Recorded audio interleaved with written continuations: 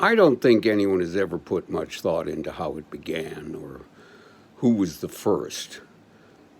But my guess is that some unlikely thing happened to Agamemnon or Oedipus, and the entire cast broke into laughter, and somebody in the cast thought it'd be a great idea to make the same thing happen at another performance. Well, that follow up, the one where the circumstance for laughter was set up, that was when guying was born. In the late Victorian, guying was the term for this. When I was in high school, the practice was known as closing night pranks. They were usually performed on closing night. Remember, there were only 3 performances. Because the perpetrators knew that they couldn't be thrown out of the cast because there weren't going to be any more performances. What are they going to do, fire me? In the nearly 10 years that I performed in Les Miserables, there were a number of instances of people breaking up because of random events that took place. I clearly remember several instances of Colm Wilkinson aiming his rifle in the air and pulling the trigger, expecting the loud report of a full charge of gunpowder, only to hear the insignificant click of the rifle's hammer hitting an empty pan. This always caused him no end of embarrassment. He would turn back to us on the barricade, nod his head to signify that he had just dispatched Javert, and he would mingle back in with the revolutionaries, muttering, "Would somebody please just throw in the rubber chicken?" In one regrettable instance, I was playing Enjolras, and I ran up onto the barricade, as I did every night, while the turntable was spinning to reveal the young Gavroche being picked off by sniper fire. After Gavroche had dutifully expired, our side of the playing area was brought back around into the view of the audience so they could see our desolate reaction to this horrible loss. I was standing on the barricade, legs akimbo, facing downstage, while the rest of the cast had their backs to the audience, looking to me for guidance. But when they looked to me, what they saw was not the inspirational leader of the revolt, but poor old Joe with his pants split from belly button to spine. All those faces that were supposed to be looking up at me for inspiration were looking down at the stage floor with their shoulders bouncing. If you've never tried it, singing while laughing is one of the hardest things to do in this world. For professionals, it is nearly impossible. Les Mis has its lighter moments, but for the most part, it's a serious story. Laughing through serious moments doesn't feel good. This is a difficult concept for many people to grasp. Because you're laughing, people think you're having a good time, and in some cases, they will go to extraordinary measures to keep you laughing. I had one instance where I nearly had to clobber a dear friend to get him to stop. In a highly visible moment in the show, I got the giggles. I don't remember why. I just did. It's live theater. These things happen.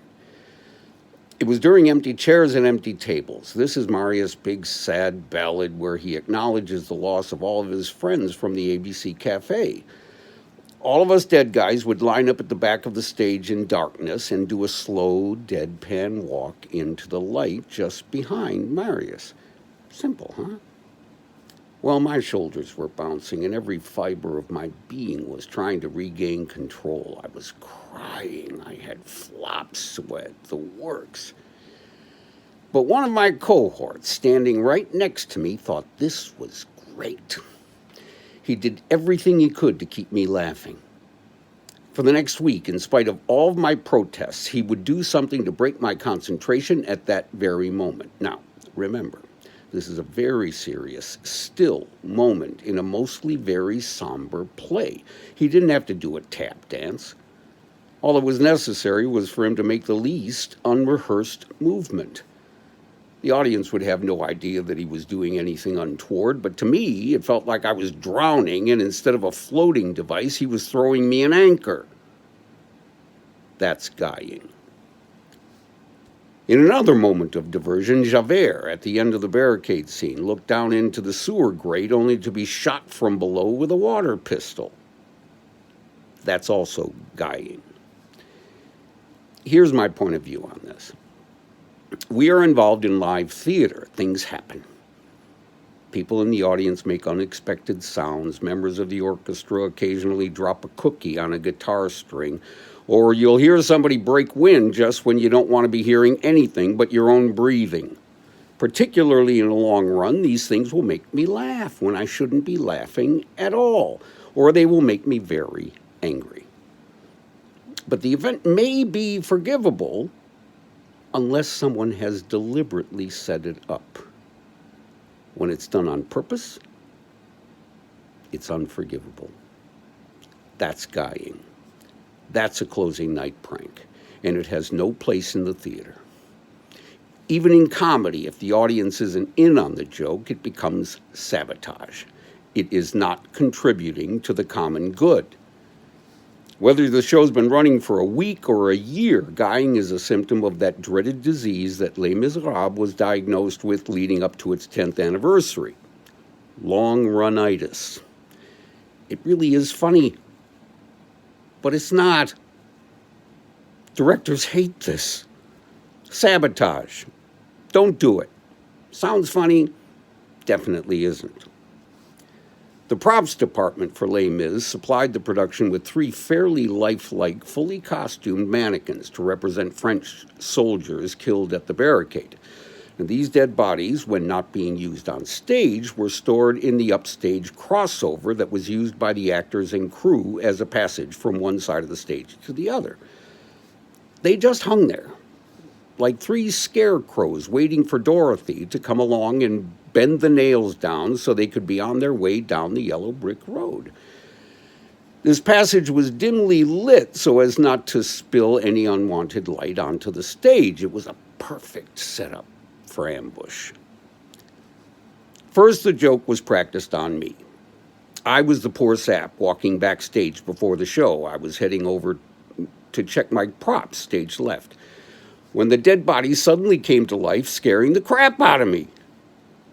One of my castmates had taken advantage of this irresistible opportunity for fun.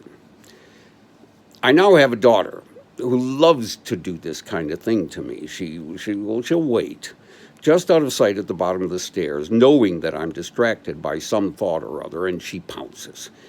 It works every time. My heart stops. She laughs. I scold her for being so cruel to her dear old dad, and we go on with our lives as I plot my revenge. Well, I had plotted my revenge in the case of the dead bodies, too. I waited.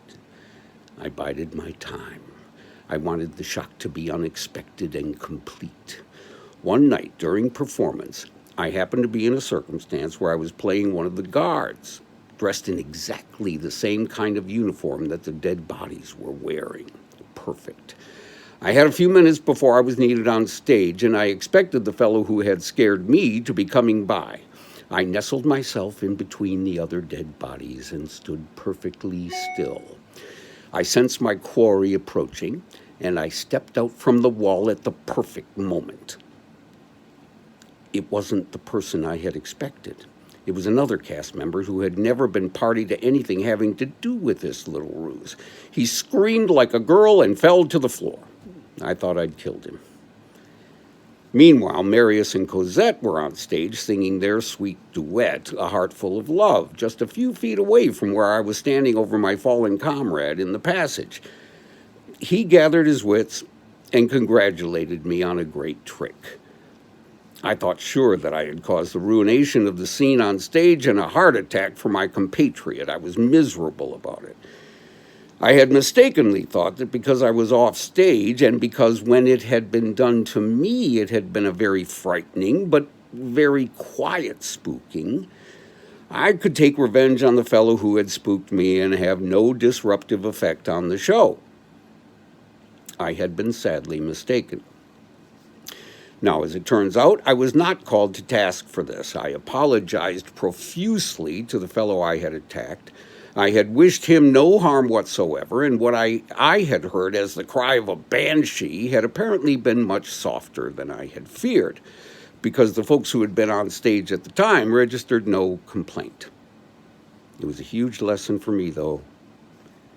There are very few things in this world that will piss me off more than noisy goofing off stage. I remember being told that Stanislavski would occasionally set up flash pots in the seating area of the Moscow Art Theater and would set them off at random moments during rehearsals to test the concentration of his actors. This never made sense to me because my training involved a deepening of my sensitivity to stimuli. The theater was supposed to be the place where it was safe for the actor to portray a character reacting in real time to real-time events without the threat of audience members or, God forbid, the director or other cast members being allowed to indulge themselves in such destructive acts as the taking of flash pictures. As Confucius said, don't do to others what you would not want to have done to yourself. Actors are just like everyone else, only more so.